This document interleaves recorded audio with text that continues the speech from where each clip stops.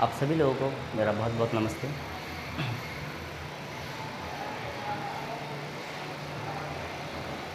आप सभी लोगों को मेरा नमस्कार। जैसा कि आपने थंबनेल में पढ़ा, बिल्कुल वैसा ही टॉपिक है कि एवरेज स्टूडेंट्स इंडिया में वो ज़िंदगी भर एक एवरेज की ही लाइफ जीते रहते हैं। उनकी एक लाइफ एक एवरेज पॉइंट ऑफ व्यू से हो जाती है और उनको प्रॉब्लमेटिक फेस करना पड़ता है आगे।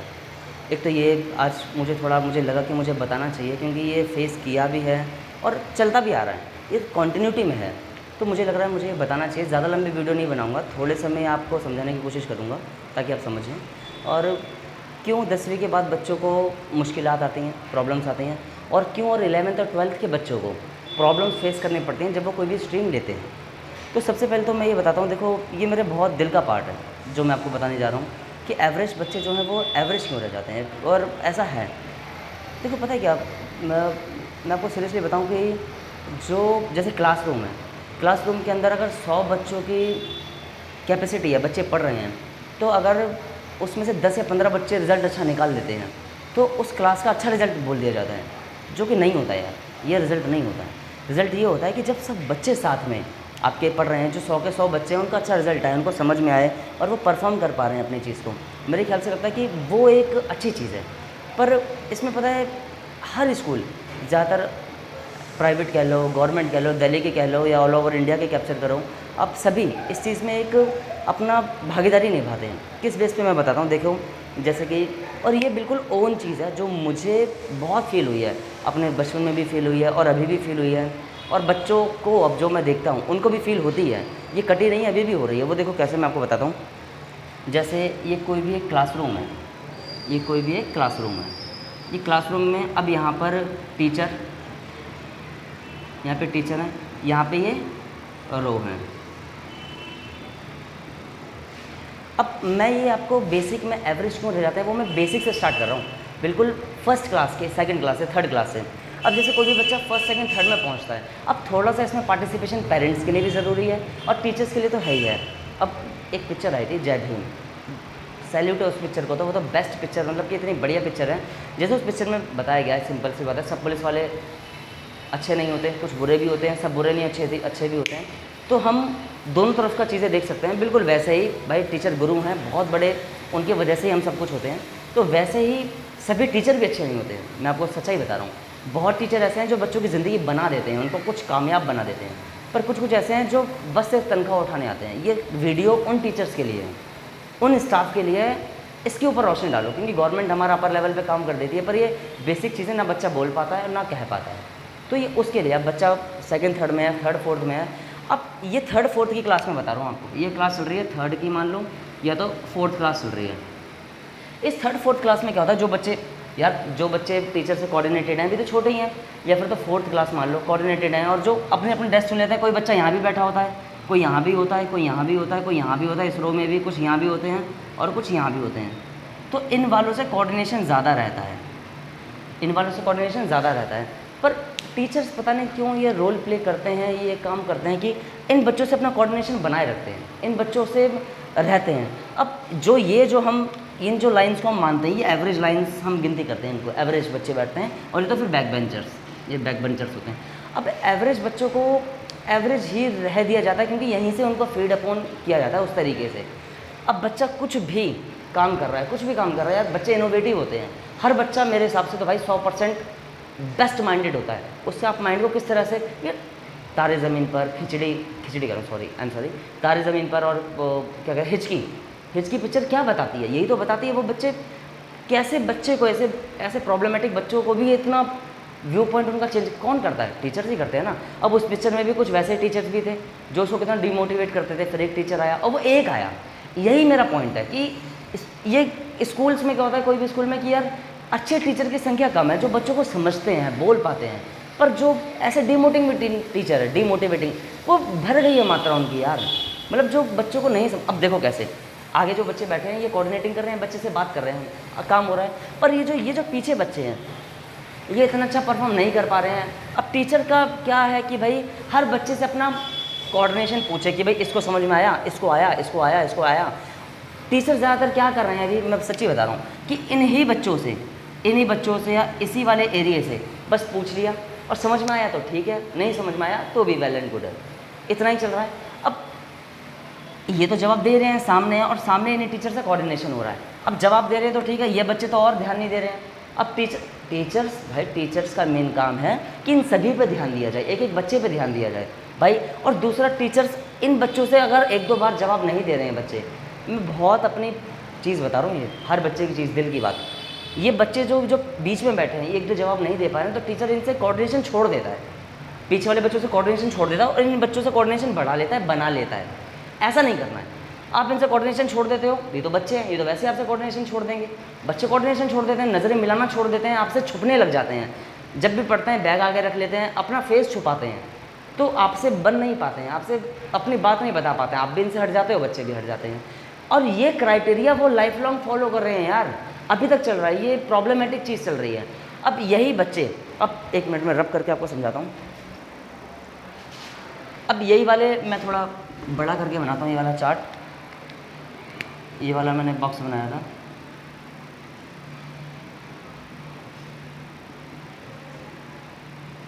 टीचर ये है, ये बोर्ड मान लो, अभी ये रो है 1 2 3 4 5 6। तो जैसे कि हमारा नज़रिया है स्कूल के रूम्स का, बेसिकली हम ये फ्रंट रो मानते हैं, फ्रंट रो ये हमारी, ये भी फ्रंट रो में ही आ जाती है लगभग, थोड़ा बहुत फ्रंट रो में, और ये थोड़ी एवरेज रो में आ जाती है, एवरेज है ये, और ये आती है बैक बेंचर्स, बैक बेंचर्स। अब देखो, हर एक बैक बेंचर और एक एवरेज टॉपर बनने की और क्रिएटिव माइंड होता है इनके पास, बहुत क्रिएटिव माइंड होता है, डिपेंड होता है कि आप इनको इंपॉर्टेंस कितनी दे रहे हो। टीचर्स होता है, अब वही थर्ड फोर्थ से इनकी आदत डाल देता है, वैसे ही बच्चा थर्ड फोर्थ में थोड़ी ना अपना स्कूल चेंज कर लेगा, इतना बच्चा बोल भी नहीं पाता है, क्या करेगा, क्यों नहीं बोल पाता बताता हूँ।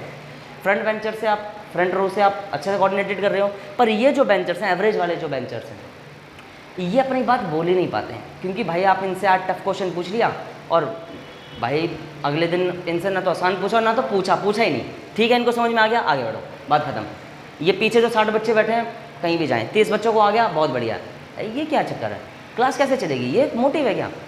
और ये रियलिटी में चल रहा है भाई। देखो आप ऊपर के लेवल पे देखो, सब अच्छा है, रिजल्ट आता है स्कूल का बहुत बढ़िया आता है, पर ये ग्राउंड लेवल है, आप यहाँ पे घुस के देखो, बच्चों के मन की बात जानो ना, क्या हो रहा है, छोटे छोटे बच्चे कैसे काम कर रहे हैं, क्या हो रहा है। अब यहाँ पे एवरेज बच्चे जो हैं, ये इनसे ना राय ली जाती है, ना बोला जाता है, कोऑर्डिनेशन। दूसरा, जो टीचर बहुत जलील करते हैं भाई, ये बंद कर दो, ये टीचर्स जो ऐसे टीचर्स हैं, ये पीटीएम में बुला के बच्चे को बहुत जलील करते हैं भाई, 10 लोगों के सामने, क्यों, किसी की खामियाँ, किसी की कमियाँ हम 10 लोगों के बीच में बता रहे हैं, वो बच्चा कैसे जवाब देगा। पढ़ाई तो बात की बात है, उस बच्चे का कॉन्फिडेंस लेवल ही ज़मीन में घुसा हुआ है। पहले बच्चा खुद ही पढ़ता है भाई, बच्चा खुद पढ़ लेता है, आप उसमें कॉन्फिडेंस लेवल जगा दो, आज नहीं बता पाया कोई बात नहीं, आप इससे भी पूछो, यहाँ से भी पूछो, यहाँ से भी पूछो, हर जगह से पूछो, बच्चे से पूछो, नहीं बता पाया कोई बात नहीं, कल उससे पूछो, कल भाई एक नई, उसको आसान क्वेश्चन दो, रद्दी से रद्दी, एकदम बहुत हलवा क्वेश्चन, बहुत आसान क्वेश्चन पूछो, जिसकी बस उससे ये उम्मीद रखो कि बस वो क्लास में कोऑर्डिनेट कर सके, अपने जवाब दे सके, उसको खड़ा होकर बोलना आ सके इन बंदों के बीच में। बच्चे अब तुम्हारे इस रिएक्शन के बाद कॉन्फिडेंस लेवल ही लैग कर देते हैं, वो खड़ा होकर आता होता तब भी नहीं बोल पाते, आपने ऐसा ट्रीट किया होता है उन बच्चों को। और ऐसा ये नहीं है, ये मैं यूँ ही बोल रहा हूँ, ऐसा हो रहा है भाई, हुआ है मेरे साथ भी हुआ, ऐसा होता है। तो ये चीज़ें हैं। अब APJ अब्दुल कलाम साहब हैं, बिल्कुल उन्होंने सही कहा था कि best minds come from back benchers, आता है, बिल्कुल बेस्ट माइंड होता है उनके पास, इंपॉर्टेंस तो दो, और बैक बेंचर्स को इंपॉर्टेंस भी तो दो, उनको कोऑर्डिनेट तो करो, मिलो तो। APJ अब्दुल कलाम साहब कितने हमारे पास, कितने हैं, एक ही तो हैं ना, उनसे पहले तो और अभी भी कोई नहीं दिख रहा है जो उनके जैसा हो। तो कुछ कुछ चीज़ों में आ रही हैं लोग, अब ये थर्ड फोर्थ के बाद फिफ्थ में आते हैं, कॉन्फिडेंस लेवल होता नहीं है, चीज़ें नहीं समझ में आती हैं, यही बच्चे, अब यही क्लास आगे बढ़ रही है, ये एक क्लास का मैंने एग्जाम्पल लिया थर्ड फोर्थ का, अब यही क्लास फिफ्थ में भी आएगी, यही क्लास सिक्स्थ में भी आएगी, सिक्स्थ में भी इनके साथ यही हाल है, एवरेज बच्चे वहीं पे रह जाते हैं क्योंकि इनके बेसिक क्लियर नहीं है। आपने भाई थर्ड फोर्थ में ऐसा ट्रीट करा, इनके बेसिक क्लियर नहीं हो पाए हैं, कैसे करेंगे, तो सिक्स्थ में प्रॉब्लमेटिक आएगी। अब नाइन्थ में तो और डाइवर्सिटी, और बड़ी चीज़ आती है, और क्लियर नहीं है इनके, कोऑर्डिनेशन बात की नहीं है। अब कुछ कुछ ये जो एवरेज बच्चे थे, कुछ कुछ तो ये भी बैक बेंचर जुड़ जाते हैं, ऐसा टीचर्स करते हैं, किस्मत से उनको तारे ज़मीन पर जैसे आमिर खान जैसा टीचर मिल गया तो किस्मत वाली बात है, हिचकी पिक्चर में टीचर मिल गया तो किस्मत होती है भाई साहब, ऐसे टीचर हो गया, हर स्कूल में नहीं होते हैं, तो किस्मत की बेस पे स्कूल पे भेज रहे हो क्या, स्कूल मतलब क्या होता है। और एजुकेशन के मामले में ये हाल हो रहा है स्कूल्स में, पूरी इंडिया की बात कर रहा हूँ मैं, एजुकेशन के मामले में, तो इस पर ध्यान दो यार, ये आपका कंट्री बिल्डिंग स्टूडेंट्स हैं, ये देश बना रहे हैं, इतना ढीला मत बनो। तो बच्चों में मैं चाहता हूँ उनका कॉन्फिडेंस लेवल बिल्डअप किया जाए। एवरेज बच्चे या ये जो बैक बेंचर बच्चे हैं अपनी बात बोल नहीं पाते, क्योंकि किससे नहीं बोलेंगे अपनी बात। पीटीएम में आप लोग बुला लेते हो, पीटीएम में बुला के 10 बच्चे के सामने उसकी वो करते हो, बेइज्जती करते हो। बेइज्जती करते 10 बच्चों के सामने क्यों बोल रहे हो आप, और उसकी बुराइयाँ ही क्यों कर रहे हो आप बार बार। कुछ तो अच्छा होगा, हर बच्चे में खूबी होती है ना, वो क्यों नहीं बताते आप, वो भी तो ज़रूरी है ना, वो बताइए बच्चों को। अब जब आप उनकी इतनी खातिरदारी करते हो, इतना अच्छा उनके पेरेंट्स से बोल देते हो, इतना पेरेंट्स को भी गुस्सा आता है, पेरेंट्स भी घर पे आते हैं, पेरेंट्स में भी 10 बातें होती हैं, तुम पढ़ते नहीं हो, तुम ये नहीं करते हो। बच्चा क्या पढ़ेगा भाई, बच्चा एवरेज है, पहली बात तो उसको बना दिया गया एवरेज, उसको बैक बेंचर बना दिया गया, क्या पढ़ेगा वो, कैसे पढ़ेगा। उसका कॉन्फिडेंस लेवल उसका बिल्कुल नहीं है, वो नज़रें नहीं मिला पा रहा है अपने टीचर से, बैग से मुंह छुपा रहा है अपना, वो पढ़ाई करेगा। पहले उसमें ये तो बिल्डअप हो। आप टीचर से भी बात पूछिए ना, मैम ये ऐसा क्यों है, बच्चा तो हमारा बच्चा है ना, हम उसको बच्चा क्यों बोल रहे हैं, क्योंकि भाई वो इनोसेंस है अभी, उसमें मासूमियत है, उसको जैसा मट्टी को मलोगे वैसा बन जाएगा वो। पर तुम यार कैसे ट्रीट कर रहे हो, ये बहुत गलत एजुकेशन सिस्टम चल रहा है। आप इसको प्लीज़, मेरा इस वीडियो को बनाने का मकसद ये नहीं है, मुझे आप मेरी इन बातों को आगे पहुंचा दो, एजुकेशन सिस्टम को पहुंचाओ। अब कैसे पता चले बच्चा बोल नहीं पा रहा है या टीचर सही नहीं है, तो मेरा सुझाव है, जैसे भाई टीचर्स बच्चों की कंप्लेन करते हैं, तो हर क्लासरूम के बाहर एक बॉक्स लगाइए, उसमें बच्चा अपने मन की बात कहता है बिना नाम लिखे, कि भाई ये टीचर मुझे ऐसे करता है, ये टीचर ऐसे करता है, ये टीचर ऐसे है, मुझे ध्यान नहीं देता है कुछ भी, और उसके ऊपर टीम लगाइए, एक छोटी सी टीम। ये कोई बहुत बड़ा खर्चा नहीं है, सरकार कर सकती है, एजुकेशन का मामला है, सरकार हर कदम उठा सकती है और उठाएगी भी। हमारे देश की सरकार बहुत अच्छी है, उठाती भी है, पर भाई ऊपर लेवल के देख के चले जाते हैं, जो आते हैं मॉनिटरिंग करने, भाई काम हो रहा है कि नहीं हो रहा है। वो आपको बताऊं, जिस दिन आप लोग आते हो सबको पता चल जाता है कि आप लोग आ रहे हो। भाई स्कूल में साफ़ सफाई कर देंगे, पानी की टंकियाँ भरवा देंगे, बच्चों को बैठा देंगे, सबको बुलाएंगे, तरीका सिखाते हैं। आप रैंडम आओ, रैंडम बिना यूनिफॉर्म में आओ, आप देखो हालात, देखो स्कूल के ग्राउंड लेवल पे आके देखो, बच्चा किससे बोले अपना दर्द, किससे बोले हैं। फिर उसको बोलते तुम पढ़ते नहीं हो, तुम एवरेज रह गए, तुम ये रह गए, और ये एवरेज ज़िंदगी भर हो जाता है। मजाक नहीं कर रहा हूँ मैं, किस्मत से मिल गया तो ज़िंदगी का टर्निंग पॉइंट आता है, वरना टर्निंग पॉइंट ही नहीं आता बेचारों का। यही अब आगे जाएंगे, 10वीं के बाद 11वीं में जाएंगे, कुछ नहीं समझ में आ रहा, 12वीं के बाद कुछ नहीं पता चल रहा, भाई बेसिक ही क्लियर नहीं है, ज़िंदगी भर एवरेज रहेगा। जबकि इन सब में काबिलियत है, आगे बढ़ सकते हैं, सब में काबिलियत है, एक एक बच्चे में काबिलियत है, पर आपको नहीं बढ़ाना है। क्या चल रहा है, ये मेरा टॉपिक है, एवरेज बच्चे, इनको ध्यान दो भाई, ये ज़िंदगी से नहीं बोल पा रहे हैं किसी के आगे, पर बॉक्स लगाइए क्लासरूम के बाहर, बच्चा अपने मन की बात कह पाए, किसी से बोल पाए, किसी से तो शेयर कर सके। ट्यूशन इतनी लगा दी हैं, एक तो मुझे समझ में नहीं आता बच्चों को ट्यूशन की ज़रूरत क्यों पड़ रही है। ये तो एजुकेशन सिस्टम में दिख रहा है ना, कितने सारे ट्यूशन खुल गए हैं, क्यों खुले हैं भाई, क्यों खुले हैं। आप स्कूल वाले क्यों नहीं काम कर रहे हो, स्कूल वाले काम भी तो करो। अलग पांडे सर जैसे टीचर्स क्यों नहीं है स्कूल में, होने चाहिए ना, वो भी तो इंसान है। खान सर जैसे टीचर क्यों नहीं है स्कूल में, वो भी तो इंसान है, इतने बच्चों को कोऑर्डिनेट कर रहे हैं, क्यों नहीं है। उनके तरीके से उनको समझाओ ना यार, अंग्रेजी बोल देते हो चले जाते हो, इतना मत बोलो ना, उनको समझ में आए हिंदी में वो समझाओ, उनको लेवल पे, उनके लेवल पे आके समझाओ। वो टीचर्स को क्यों समझ में आ रहा है, आप देखो ना भाई, टीचर्स की मॉनिटरिंग करो, बच्चों में कॉन्फिडेंस लेवल जमाओ। हाँ भाई, डांटने के टाइम पे डांटा भी जाएगा, मारा भी जाएगा, थोड़ा बहुत धमकाया भी जाएगा, बोला भी जाएगा, पर उसका कॉन्फिडेंस लेवल खो दो, ये तुमको कोई हक नहीं है भाई, बहुत गलत बात है, आप ऐसे करो। दूसरा मेरा अब ये है एक टॉपिक कि इंडिया में, बेसिकली मैं दिल्ली में हूँ, दिल्ली में रहता हूँ, तो दिल्ली में 10th क्लास के बाद आपको स्ट्रीम लेनी होती है अलग अलग। एक होती है आर्ट्स, जिसे हम ह्यूमैनिटीज़ भी कहते हैं, कॉमर्स, फिर होती है साइंस। ये 10th के बाद ली जाती हैं, ताकि 11th और 12th में बच्चा सीट सिक्योर करके और ये पढ़ सके आगे जो भी करना है। बच्चों को पता ही नहीं, 10वीं के बाद बच्चों को 80% 70% बच्चों को नहीं पता उनको लेना क्या है, समझ रहे हो बात को। वो दोस्त ये ले रहे हैं तो ये मैं ले लूँ, मेरे नंबर अच्छे आए हैं तो मैं साइंस ले लूँ, मेरे नंबर कम आए तो मैं आर्ट्स ही लूँ। उनको क्या सही लगता है, उनको क्या करना चाहिए, ये कैसे पता चलेगा। क्योंकि यार देखो, गवर्नमेंट स्कूल में जो बच्चे हैं, मिडिल क्लास ही गए हैं ना गवर्नमेंट स्कूल में, सीधी सी बात है, या प्राइवेट में जो भी गए इतना बहुत ज़्यादा पैसा तो है नहीं। अब वो बच्चे कैरियर काउंसलिंग की फ़ीस अफोर्ड करेंगे क्या। जो बच्चे के घर में यार पेरेंट्स अगर 15-20 हज़ार रुपये कमा रहे हैं, बच्चे पे एजुकेशन पे लगा रहे हैं, खाना खाना, इतने चीज़ों पे पैसा लग रहा है, तो वो बच्चे कैरियर काउंसलिंग करवा पाएंगे उनके पेरेंट्स। ये गवर्नमेंट की रिस्पॉन्सिबिलिटी है। मैं देखो हाथ जोड़ के विनती करता हूँ भाई, ये एजुकेशन का मामला है, इसमें कमज़ोरी मत दिखाओ, ग्राउंड लेवल पे आओ, बात करो, समझो इस बात को। ये आसान नहीं है, कोई बच्चा नहीं बोलता, ये सब बच्चों पे बीत रही है, सब बीत रही है, अभी भी बीत रही है। देखो इसको यार, 10वीं के बाद बच्चे को क्या लेना है, कम से कम 10वीं के बाद बच्चे की 5 से 6 करियर काउंसलिंग क्लासेस लगवाइए, हर एक स्कूल में, प्राइवेट में, गवर्नमेंट में। 10th के बाद करियर काउंसलिंग लगवाइए, उसको समझाइए। करियर काउंसलिंग साथ में पेरेंट्स को भी बुलाइए, बड़े ऑडिटोरियम में बैठाइए, कोई बहुत बड़ा खर्चा नहीं है, टीचर्स को बुलाइए, उनको समझाइए, क्योंकि बच्चों को समझा देते हो आप, पर पेरेंट्स को भी समझाना मुश्किल पड़ जाता है कभी कभी। बच्चा नहीं बोल पा रहा है भाई क्या लेना है, कभी कभी पेरेंट्स को बुलाइए। हालांकि पेरेंट्स अमूमन समझदार ही हैं, जाहिर सी बात है, वो पेरेंट्स हैं, पर बच्चे के एक हित में नहीं समझ पाते हैं कि बच्चा क्या कहना चाह रहा है। कभी कभी ऐसा होता है कि एडल्सेंस एज में और मैच्योरिटी एज में डिफरेंस पड़ जाता है, तो बच्चे नहीं समझ, पेरेंट्स नहीं कोऑर्डिनेट कर पाते हैं, और कभी कभी बच्चे नहीं समझ पाते, ऐसा होता है। तो उनके बीच में टीचर्स होते हैं समझाने के लिए। तो ये एक करियर काउंसलिंग बनाइए, ऑडिटोरियम बुलाइए, उनको समझाइए कि ये चीज़ें होती हैं, बच्चे को समझाइए आपको क्या सही लगता है, वो जो सही लगता है उस बेसिस पे आप चीज़ें लीजिए। आपको साइंस लेना है, आपको कॉमर्स लेना है, आर्ट्स लेना है, कोई ज़रूरी नहीं है किसी बच्चे के 90% आए हैं तो वो साइंस ले। किसने बोला, कौन बोला? क्योंकि ये सोसाइटी ने बोला, तभी वो ले रहे हैं उनको। भाई बहुत बच्चे ऐसा करते हैं, अगर आर्ट्स में रुचि है, कॉम भाई उनको हिस्ट्री अच्छी लगती है, हिस्ट्री पढ़ो, लिटरेचर अच्छा लगता है, लिटरेचर पढ़ो, आप इसमें एक्सेल कर जाओगे यार। क्योंकि नहीं कर पाते, एक्सेल कैसे कर पाएंगे, उनको नहीं पता क्या लेना है।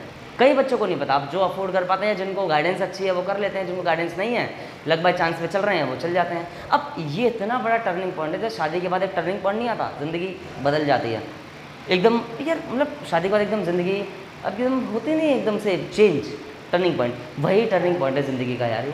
जैसे के बाद आपको क्या लेना है आपको पता ही नहीं है, तो 11th-12th में पूरा फेस करते हो, रोते रहते आप बिताते हो। किससे बोलो कि मैंने ये गलती से ले लिया, मैं ये नहीं बोल पा रहा हूँ? पेरेंट्स से बोलोगे क्या? चप्पलें पड़ेंगी ऊपर से और जूते पड़ेंगे पुराने, मुंह पे पड़ेंगे, और कैसे बोलोगे यार कि भाई मैंने गलती से ले लिया?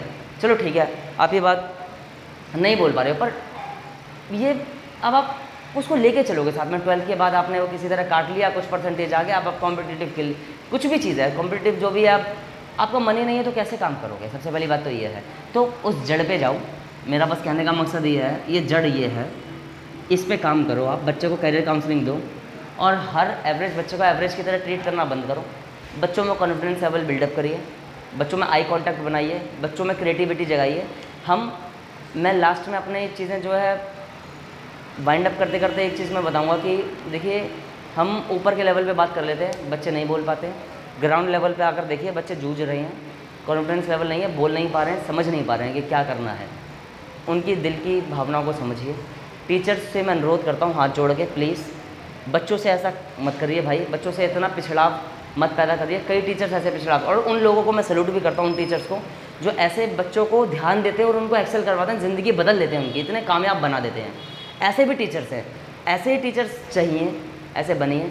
सरकारी स्कूल में पढ़ाने का मतलब ये नहीं है कि आपकी सैलरी सही है तो आप पढ़ाए नहीं, ऐसा बहुत होता है। और एक और बात, कई स्कूल में टीचर्स में बच्चों से ऐसे मिला हूँ, मैं बायो कुछ बच्चों को पढ़ाता हूँ, तो कई स्कूल में टीचर्स में तो यार टीचर्स में क्या, टीचर्स ही नहीं है। कई स्कूल में आधा ईयर निकल गया, टीचर ही नहीं है। बताओ क्या करे वो बच्चा? ये किसकी जिम्मेदारी है टीचर रखने की? बच्चा कंप्लेन करे, बच्चा अपने 11th में भी नया नया आया, वो खुद डरा सहमा सा बैठा हुआ है, वो प्रिंसिपल को कंप्लेन करेगा? क्या करेगा, कैसे करेगा? ये आपकी जिम्मेदारी है ना भाई। एजुकेशन सिस्टम देखिए इसको। और साथ में कई टीचर्स ऐसे हैं जो 20 साल 25 साल के हो चुके हैं, स्कूल में इतने टाइम से उनका रहे हैं और अच्छा नहीं पढ़ाते हैं। आते हैं क्लास रीडिंग में, बुक रीडिंग करी, बच्चों को पढ़ाया, बस बोल दिया और चले गए। ये नहीं चलेगा, बच्चों को समझ में नहीं आता है, मैं बता रहा हूँ, बच्चों को नहीं क्लियर होता, आपसे नहीं बोल पाते हैं ना प्रिंसिपल। वो बच्चे अपने आपस में ग्रुप बना रहे होते हैं कि प्रिंसिपल को लेटर लिखते हैं, नहीं बोल पाते, सब्जेक्ट वीक है। टीचर कहीं ना कहीं दबोच लेगा, जाहिर सी बात है यार, आप सीईओ से पंगा नहीं ले पाओगे ना, एक एम्प्लॉई कैसे पंगा ले लेगा? तो वही हाल है यहाँ पे, एक स्टूडेंट टीचर से पंगा नहीं ले पाता है, या तो वो इतना टैलेंटेड हो कि इतना हैवी नहीं हो, बेचारे खुद डरे सहमे हैं। तो भाई उनकी ये समझो बात को, ये दिल की बातें हैं बच्चों की, स्टूडेंट की, ये बेसिक लेवल पे चल रही हैं बातें, तभी जाके एक्सेल कर पाएंगे। वरना वही 100 बच्चे क्लास में 10 बच्चों का रिजल्ट आ गया, बोर्ड पे लगा दिया, ये बच्चे हैं, बाकी 90 बच्चे मर रहे हैं, उनको कौन बताएगा? कौन बताएगा? नहीं बताते, कोई नहीं बताता है भाई, समझो। तो ये चीज़ें हैं, और उन टीचर्स पर ध्यान दिया जाए जो बच्चे सिर्फ रीडिंग करके चले जाते हैं, बच्चों को समझ में नहीं आ रहा है उनका। अब वो इतने पुराने हैं कि उनकी बॉन्डिंग बन चुकी है स्कूल में। ऐसी इंस्पेक्शन लेकर आइए भाई, वो बॉन्डिंग देखें क्या है क्या नहीं है, प्रिंसिपल बच्चों से बात करें, वो एग्जामिनर जो भी आते हैं बाहर से मॉनिटरिंग करने के लिए, बच्चों से पूछें, दिल से पूछें। वो जो बोर्ड बॉक्स लगाएंगे उसमें देखें चिट क्या बोल रहे हैं बच्चे, मन की बात लिख पा रहे हैं, क्या कर रहे हैं, और बच्चे अपने नाम ना लिखें किसी भी तरह से। ये मेरा सजेशन पॉइंट ऑफ व्यू था। बाकी आपकी टीम है, एजुकेशन मिनिस्टर हैं, इतने सारे टीम मेंबर बैठते हैं, इतने बड़े बड़े अधिकारी लोग, इस चीज़ पे ग्रुप डिस्कशन कीजिए, देखिए बहुत ज़रूरी है। और जो भी अच्छा सुझाव निकलता है, जो भी आपको लगता है कि ये बेटर है, बच्चों के लिए बेस्ट हो सकता है, ये सजेशन मेरा अच्छा ना लगा हो, आपको कोई अच्छा बेनिफिट पॉइंट ज़ाहिर सी बात है आपको आएगा ही, वो आप कर दीजिए, पर बच्चों के लिए करिए। इसके साथ मैं चाहूँगा कि आपने सुना, थैंक यू, उसके लिए बहुत बहुत धन्यवाद। Thank you ji.